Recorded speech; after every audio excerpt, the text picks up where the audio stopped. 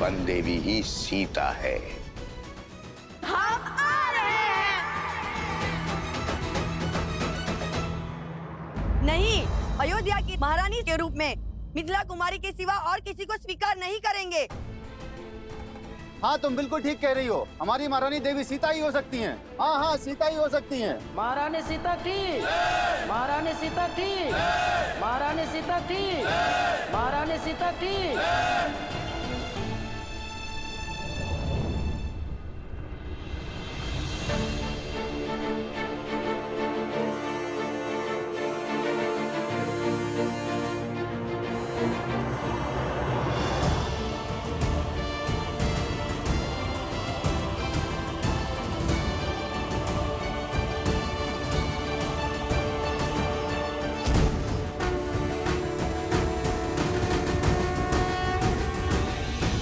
अयोध्या की महारानी आपके समक्ष है।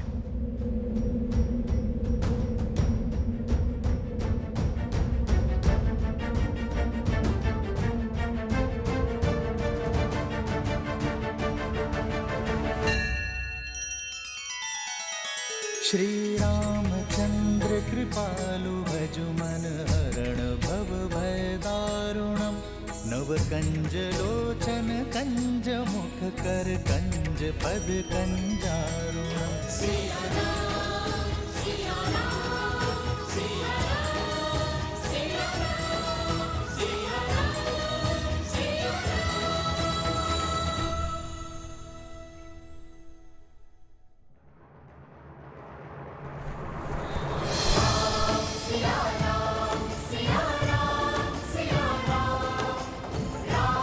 सिया राम, सिया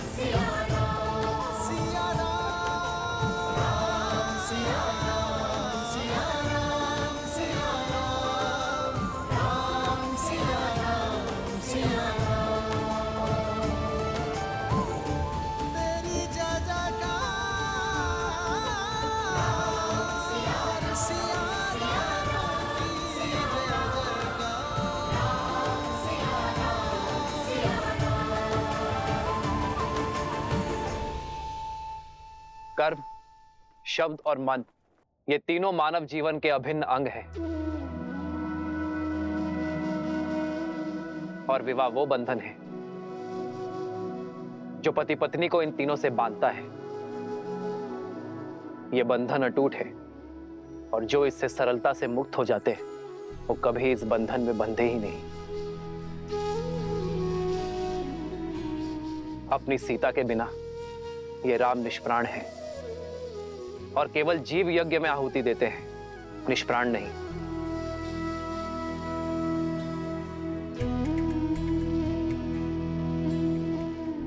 मेरी सीता मुझसे दूर अवश्य है, किंतु यदि मन एक हो तो तन की दूरी अर्थहीन हो जाती है। बिना कुछ कहे ही पति पत्नी शब्द और कर्म से जुड़ जाते हैं। मुझे अपनी सीता पर पूरा विश्वास है कि मेरी सीता जाग कहीं भी होगी, वो इस अश्वमेध यज्ञ में अर्घ अवश्य देगी। इसलिए मैं अपनी सीता का स्थान किसी और को नहीं दे सकता।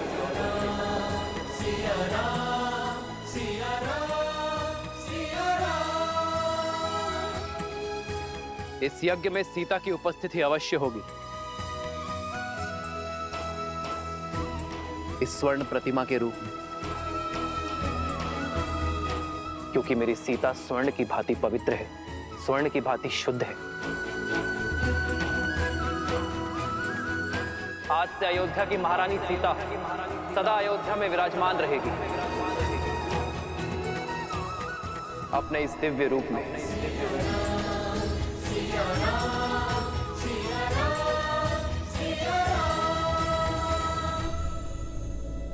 अब आप सभी विद्वान ये निश्चित करें कि मैं इस यज्ञ में आहुति देने का पात्र हूं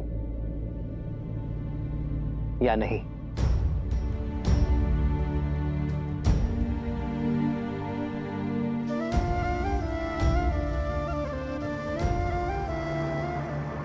महारानी सीता ठीक, महारानी सीता ठीक, महारानी सीता सीता थी, महारानी सीता थी, महारानी सीता थी, महारानी सीता थी। राम के 2 मीठे बोल सुनकर साहस हारने की आवश्यकता नहीं है मित्रों। सहस्त्रमुख रावण के निर्देश की प्रतीक्षा करो। इस दाव का तोड़ उन्हीं के पास मिलेगा। धन्य हुआ आपसा शिष्य पाकर राजन। आपका निर्णय शास्त्रों और वेदों के अनुसार उचित है। कल प्रातःकाल हम विधिवत राज्यसभा में महारानी सीता की मूर्ति स्थापित करेंगे, वो भी आपके स्थान के निकट। आपके समर्थन के लिए धन्यवाद आचार्य।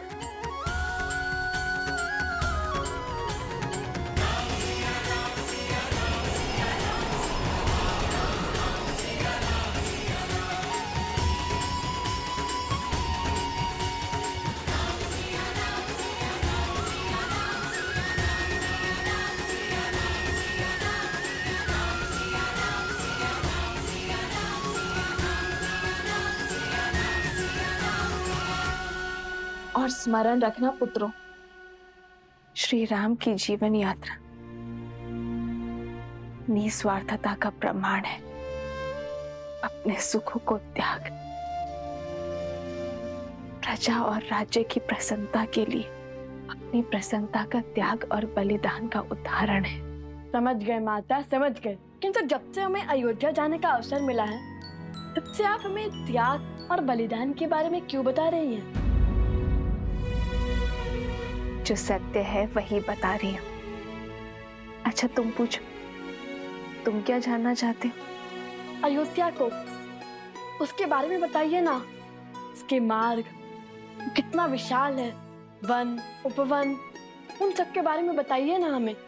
सब मुझसे ही पूछोगे या स्वयं जाकर भी देखोगे?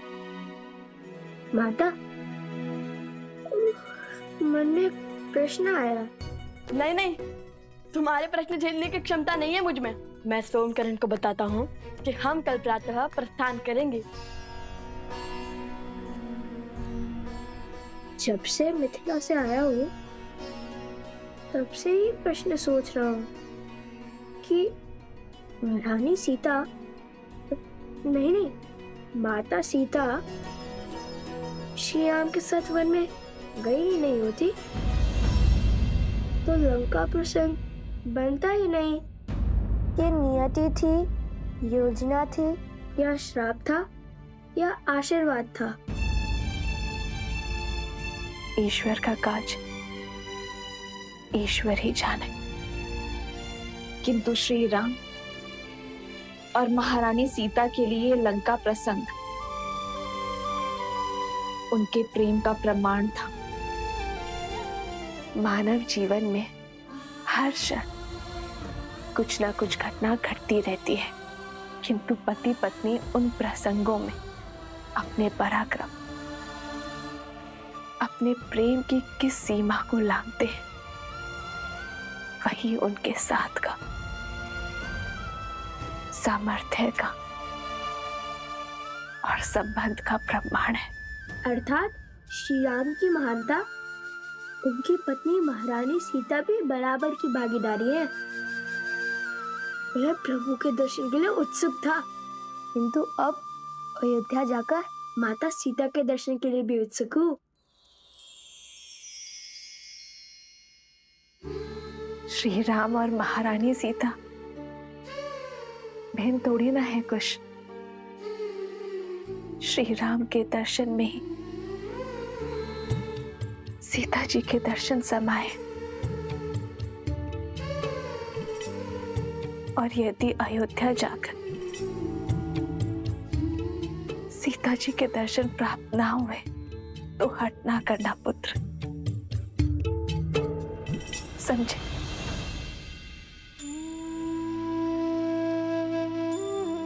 खुश?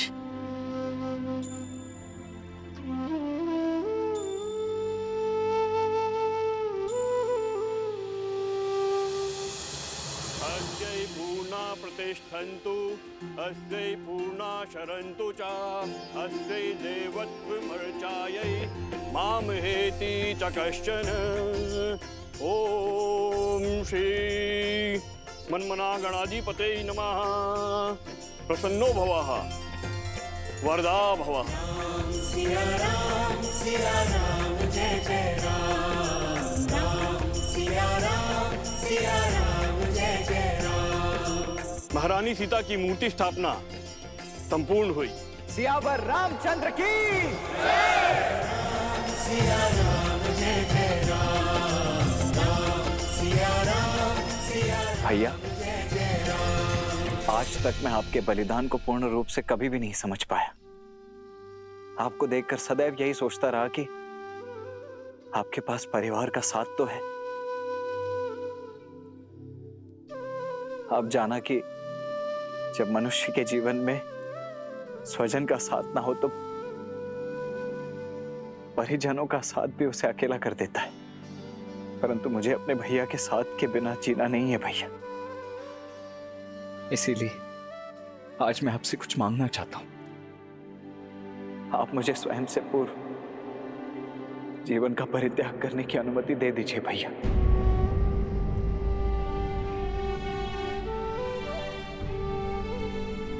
लक्ष्मण,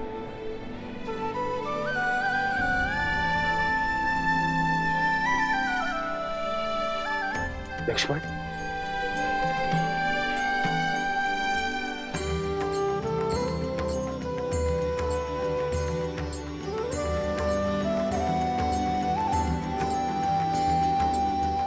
लक्ष्मण, त्याग और सेवा की पराकाष्ठा पार की है तुमने मेरे भाई।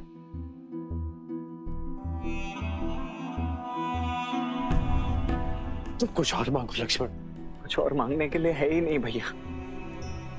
मुझे ज्ञात है आपको मेरी ये मांग, मेरा स्वार्थ, मेरा हट प्रतीत हो रहा होगा, परंतु मैं क्या करूं भैया। मैं आपके बिना जीने की कल्पना भी नहीं कर सकता। मेरे अंदर उतना साहस ही नहीं है। मेरी बस यही एक इच्छा है और यही एक मांग है। आप बस मेरी इस इच्छा को पूरी कर दीजिए। हो रघुकुल रीत सदा चली आई,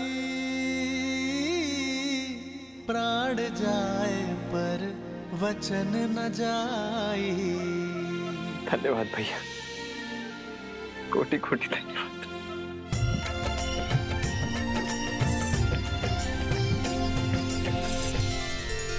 महाराज, मेरी भी एक इच्छा है। मेरे मन में सदा ये भय बना रहता है कि कहीं अपने सुख में अपने दीदी का त्याग और दुख को बिसरा ना बैठूं।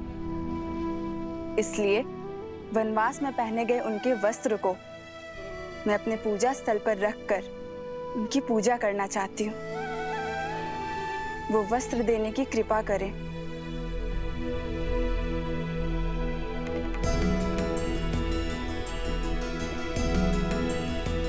तुम्हारी इच्छा अवश्य पूर्ण होगी और मेरा आशीर्वाद भी सदा रहेगा कि आपकी मिथिला नगरी एक पुण्य नगरी के रूप में अयोध्या और काशी के साथ स्पर्धा करेगी। धन्यवाद महाराज।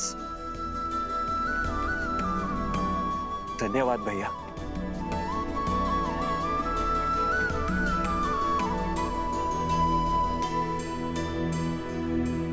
धन्यवाद मेरा नहीं, उस मिथिला का करो शत्रुघ्न, जिससे अयोध्या को ये 4 अनमोल रत्न मिले।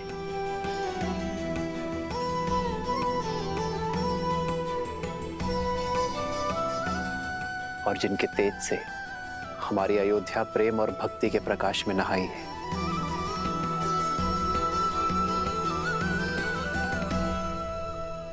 शीघ्र चलो कोश, समय बीता जा रहा है।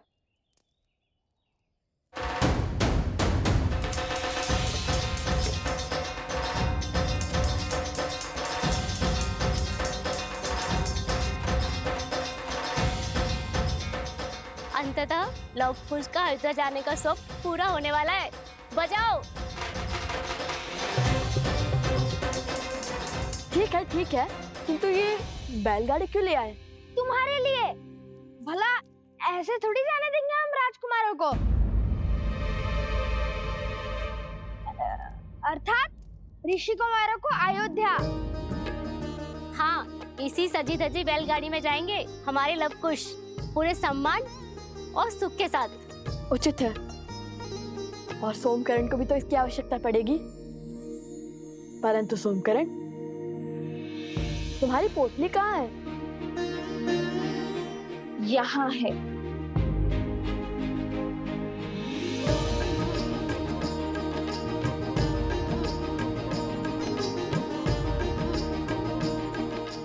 एक सोमकरण के लिए 3-3 पोटलियां। केवल सोमकरण नहीं, प्रसूता के साथ साथ तुम्हारे उपगुरु भी तुम्हारे साथ जाएंगे। क्या? हाँ, तुम्हारा ध्यान रखने के लिए।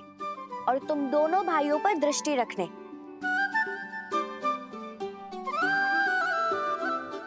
कहाँ है कुश? ओहो कुश, अब आ भी जाओ। देखो हमारे साथ चलने के लिए कितने यात्री सज्ज हो गए।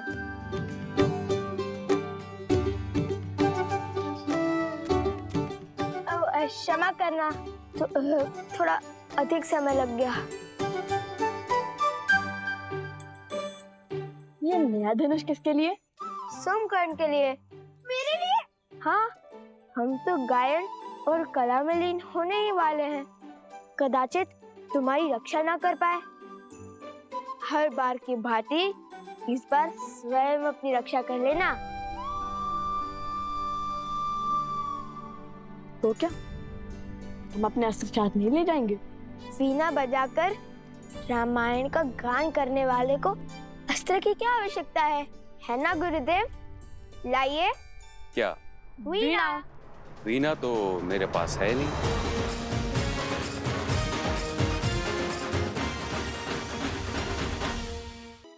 क्या हुआ? मुख क्यों उतार लिए? यदि भगवान वाल्मीकि तुम्हें रिक्त हाथ अयोध्या भेज रहे हैं तो इसके पीछे कोई ना कोई कारण अवश्य है। पुत्रों, अपने मन में विश्वास लेकर आगे बढ़ो।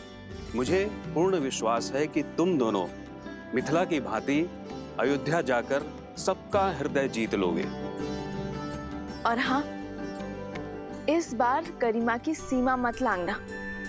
मैं प्रसूता से क्षण क्षण का समाचार लेती रहूंगी। वीणा तो मिली नहीं, किंतु उनकी सुरक्षा का दायित्व मिल गया। तुम्हारी ध्वनि यहाँ तक आ रही है। चलो, तुम्हारे प्रश्न का उत्तर मार्ग में देती हूँ।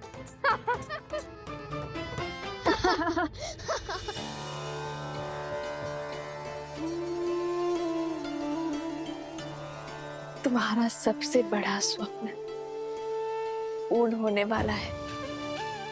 जिस अयोध्या का आज तक केवल नाम सुना था, उसे देखने का सौभाग्य मिलने वाला है।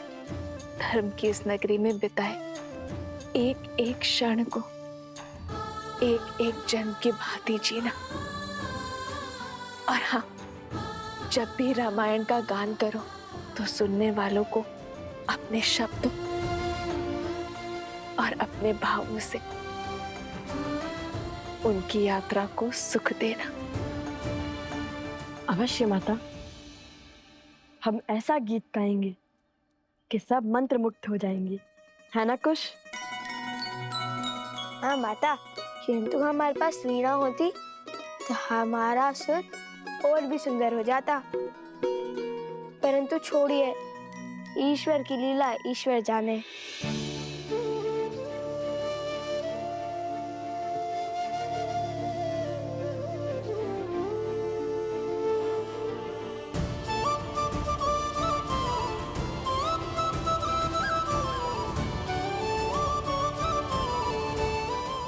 आज्ञा दीजिए माता। यशस्वी बाबा पुत्र।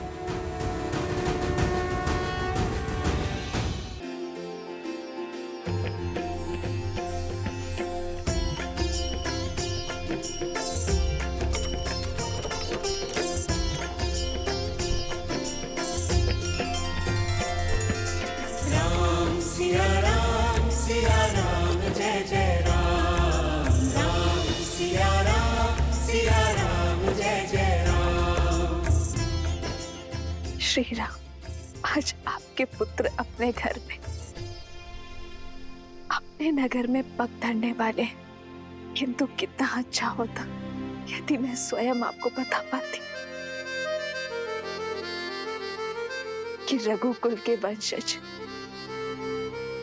अपने राज्य में पधार रहे, परंतु न जाने क्यों सुख के इस क्षण में भाई मुझे खाए जा रहा है। किंतु उन्हें पूरा सत्य पता चल गया तो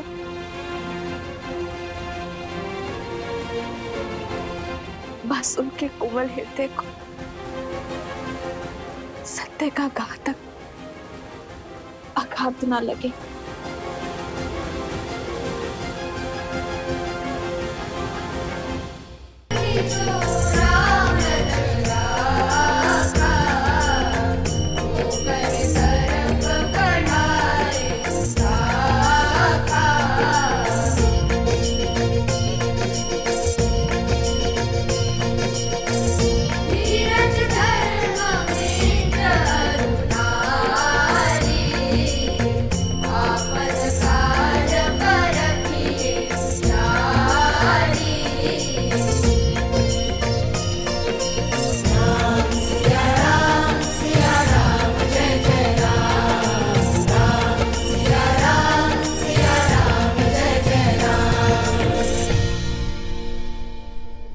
आज सुख की अनुभूति हो रही है सीते, और इस सुख का कारण अश्वमेध यज्ञ के मार्ग से इतना बड़ा कांटा हटने का नहीं है। कुछ तो विशेष होने वाला है सीते। किंतु क्या ऐसा तो नहीं कि तुम कोई संदेश देना चाहती हो मुझे? श्री राम,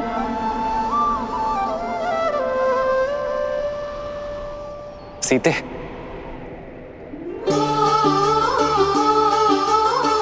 सीते,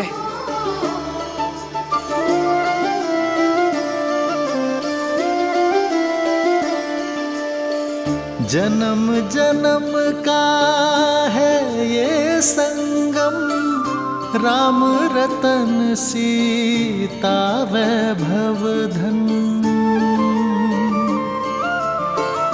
एक है पौरुष एक समर्पण, एक है रूप तो दूजा दर्पण। राम है लोचन सीता दृष्टि, राम है बादल सीता वृष्टि। राम सिया राम सिया राम सिया राम, राम सिया राम सिया राम।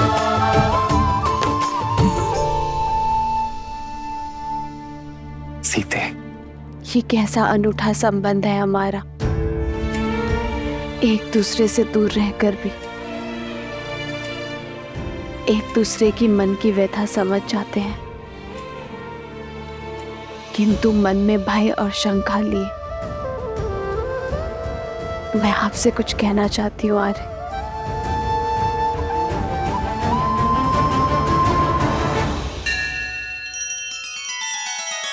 श्री रामचंद्र कृपालु भजु मन हरण भव भय दारुणम। नव कंज लोचन कंज मुख कर कंज पद कंजारुणम। सिया राम सिया राम सिया राम सिया राम सिया राम सिया राम।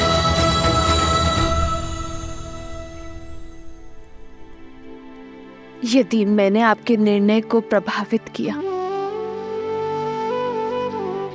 तो ये हमारे तक की मर्यादा का उल्लंघन होगा। कैसा भय सीते, कैसी शंका? मन से मन के जुड़े इस संबंध में मुझसे कुछ मत छुपाओ सीते। जीवन में पहली बार मेरा हृदय भयभीत है। भविष्य की आशंकाएं वर्तमान को विचलित कर रही है। हमने एक दूसरे को वचन दिया था ना कि हमारे ये आत्मा का मिलन हमारे तप में वृद्धि करेगा, हमारी भावनाओं को मार्गदर्शन देगा और हम कभी एक दूसरे के जीवन के निर्णय को प्रभावित कर नियति के लेख में बाधा नहीं डालेंगे, एक दूसरे की शक्ति बनेंगे, दुर्बलता नहीं। किंतु आज मुझे भय आ रहा, कदाचित मुझसे ये प्रण न टूट जाए, कहीं मैं कुछ ऐसा ना कह दूं जो मुझे कहना नहीं चाहिए, फिर भले आपके मन को सुख मिले क्या दुख।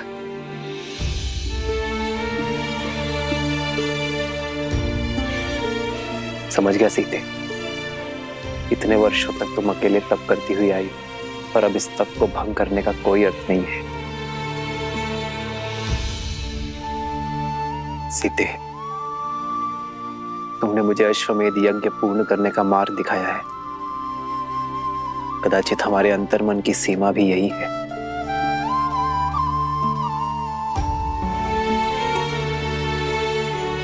सीते, यदि हमारे तप के भंग होने का भय है तुम्हें, तो हम आज के पश्चात ध्यान अवस्था में भी कभी नहीं मिलेंगे।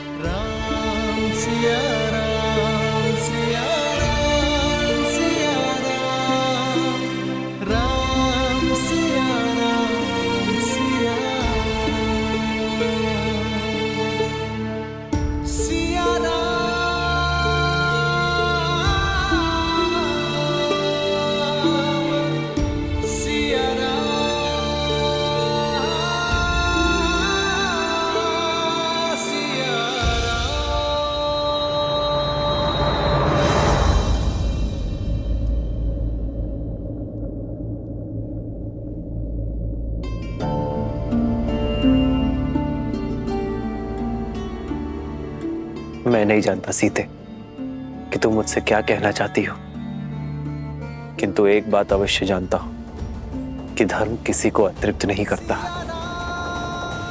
कभी ना कभी हम एक साथ अवश्य होंगे सीते, सदा सदा के लिए।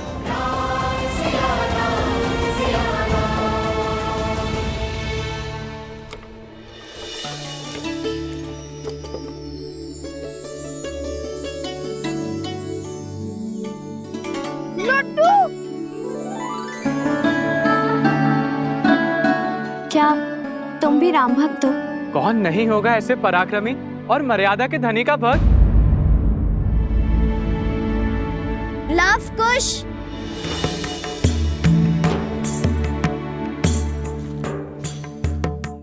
ये लो लड्डू खा लो, कब से गा रहे हो, थक जाओगे। लो। नहीं नहीं, थकान और अज्ञान मिटाने के लिए श्री राम नाम ही बहुत है हमारे लिए, और इस लड्डू की क्या आवश्यकता है। वैसे भी अयोध्या जाकर अश्वमेध यज्ञ की तैयारी में न जाने कितने प्रकार के पकवान मिलेंगे। चलो चलो अब आगे बढ़ो, रुकने में समय व्यर्थ मत करो। ठीक है, मत खाओ, मुझे लगा तुम दोनों को अच्छा लगेगा। माता सीता ने दिए थे ना। माता सीता ने?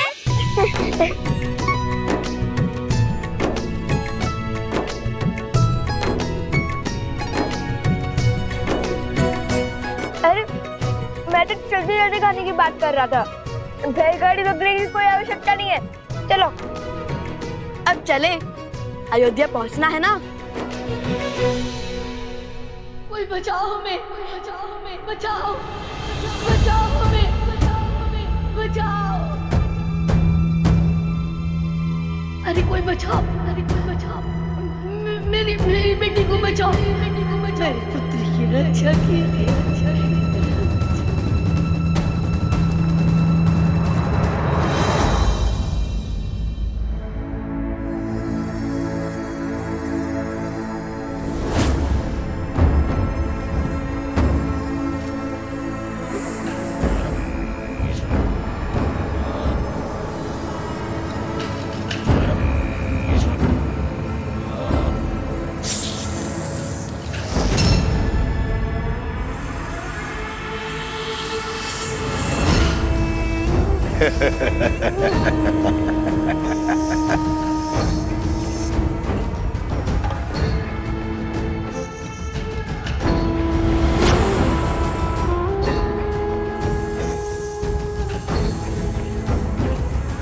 स्मरण रहे, ये राम की दृष्टि के सामने मुक्त होने चाहिए, ताकि राम अपनी आंखों से अपनी विफलता देख सके।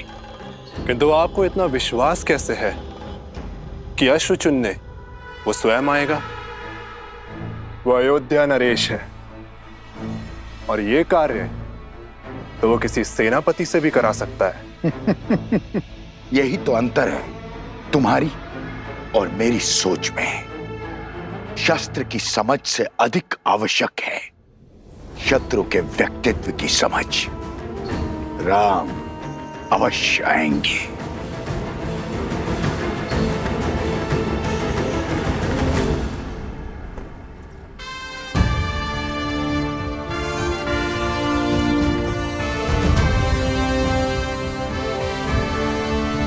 भैया, मैं राज्य के सर्वोत्तम अश्वों को चुनकर यहाँ ले आता हूँ। आप उन्हीं में से किसी एक का चुनाव कर लीजिएगा। जी भैया, और उन अश्वों को अभी सरयू घाट पर स्नान करवाया जा रहा है। वे आते ही होंगे। जब एक राम वहां जा सकता है तो इतने अश्वों को यहां लाने की क्या आवश्यकता है? एक सच्चा शासक सदा अपनी सुविधा से पहले साधन और संसाधनों को रखता है। जैसी आपकी आज्ञा।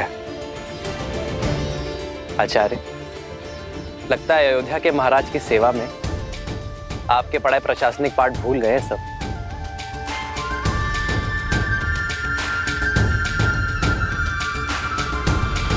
शीघ्र करो, हमें भगवान वाल्मीकि के आश्रम जाना है।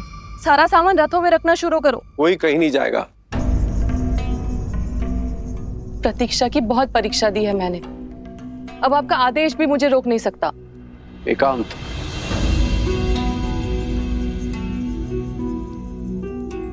हट मत करो सुनैना, तुम वहां नहीं जा सकती। क्यों? क्यों नहीं जा सकती?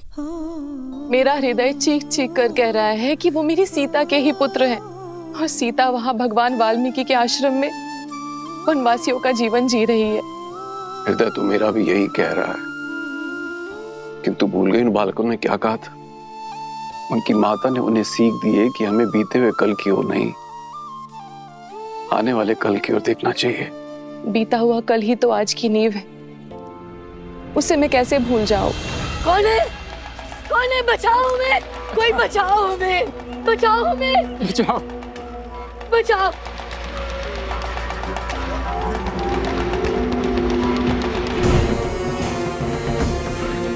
तो तुम दोनों नहीं उठोगे तो ठीक है, हम इस खाट का दूसरा पग भी तोड़ देंगे। नहीं नहीं, ऐसा मत करो, ऐसा मत करो।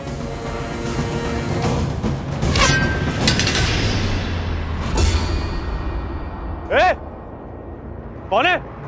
सामने आओ।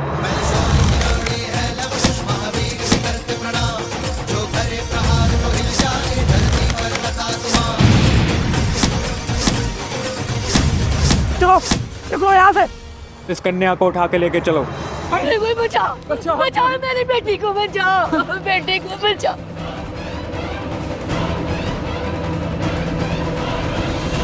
सुनैना, भगवान वाल्मीकि त्रिकालदर्शी हैं, और यदि हमारी पुत्री सीता और उसके बालक उनके आश्रम में आश्रय पा चुके हैं, तो क्या बिना उनकी अनुमति के वहां जाना उचित होगा? सुनैना, तुमने देखा नहीं बालक कितने मेधावी, तेजस्वी हैं, कितने प्रशिक्षित हैं। भगवान वाल्मीकि की इच्छा को समझो और उसे पूर्ण करने में उनका सहयोग दो।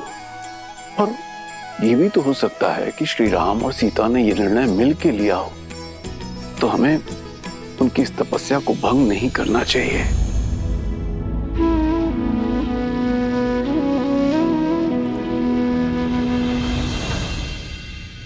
मस्तिष्क तो हर बात समझता है, किंतु इस मन का मैं क्या करूं आर्य? इस दुख का मैं क्या करूं? सुनैना,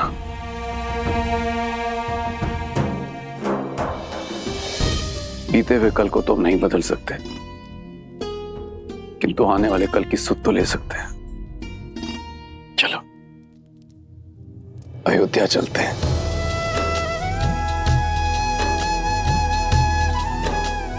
कदाचित वहीं जाके भगवान वाल्मीकि की लीला से आवरण हट जाए।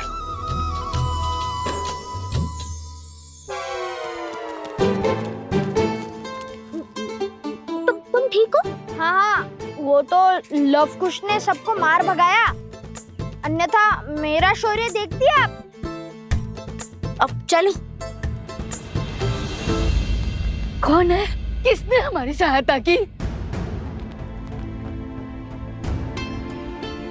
हम भगवान वाल्मीकि के शिष्य और वन देवी के पुत्र हैं। आपकी करुण पुकार सुनकर हम यहाँ आए हैं। पुत्र, हम वृद्ध और दृष्टिहीन हैं। हमारी पुत्री कहाँ है? वो दुष्ट कहीं उसे उठाकर तो नहीं ले गए? पुत्री, मेरी पुत्री की रक्षा कीजिए। वो जो कन्या यहाँ मूर्छित पड़ी थी, वो आपकी पुत्री है। हाँ, हाँ। आप दोनों बैठे क्यों हैं और उठकर उन दुष्टों से लड़े क्यों नहीं? हमने ब्राह्मणी सरस्वती का व्रत लिया है। हम इस घाट पर से उठ नहीं सकते, पर वो दुष्ट इस घाट के नीचे गड़े हुए धन को लेना चाहते हैं। उन्होंने हमारे 4 पुत्रों को मार डाला, हमारी घाट का पांव भी तोड़ डाला। बड़ी मुश्किल से हमारी पुत्री ने ये 4 भाई बचाई है, और अब उनकी शक्ति दिनों दिन बढ़ती जा रही है। वो हमारी शक्ति को, हमारी साधना को, हमारे जाप को भंग करना चाहते। रक्षा कीजिए, हम पर कृपा कीजिए। भैया,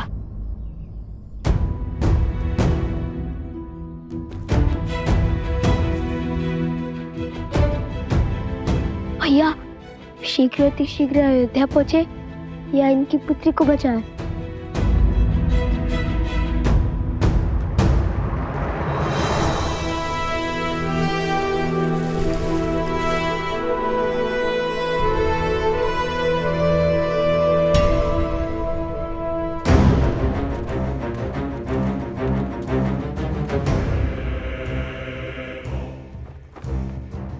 शत्रु को बड़ा सटीक समझा महाराज सहस्त्रमुख ने।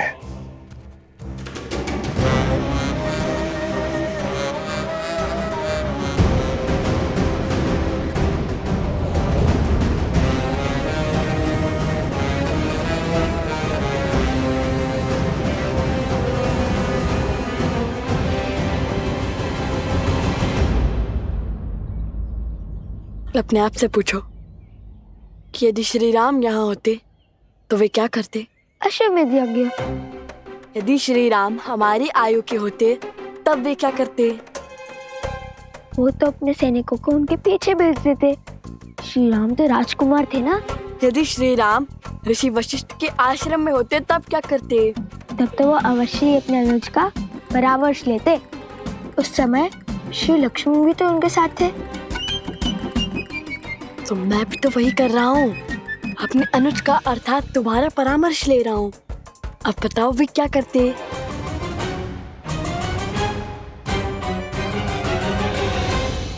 बताओ वे क्या करते?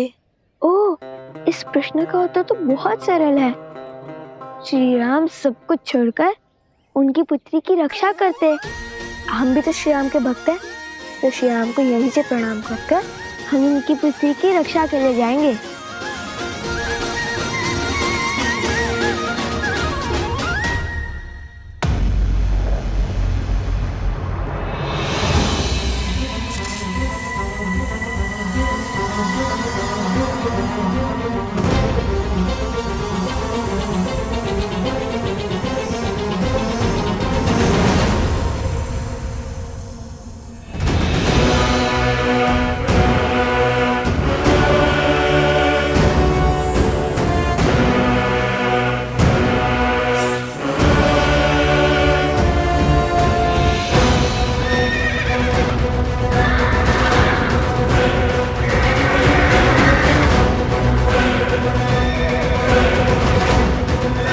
अरे ये क्या कर रहा है?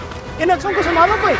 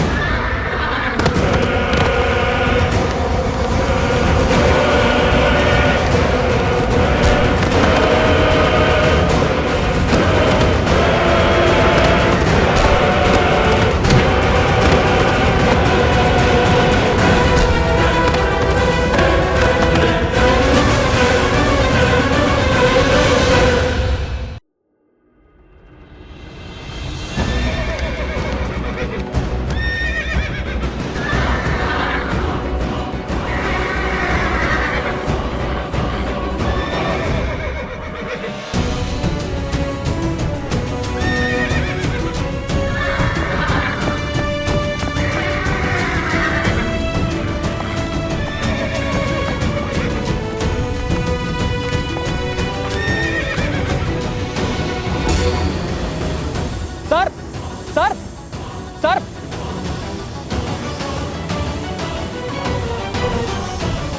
रुको। ये भी जीव है, किसी की कुनीति का साधन। ना ये हमें संकट पहुंचा रहे हैं और ना ही हम इन्हें क्षति पहुंचाएंगे।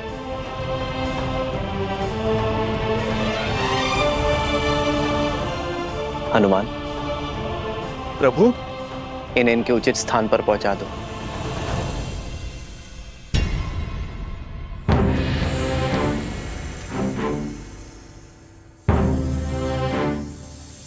अश्व चैन की पूजा से पहले ऐसी घटना घोर अपशकुन है राम।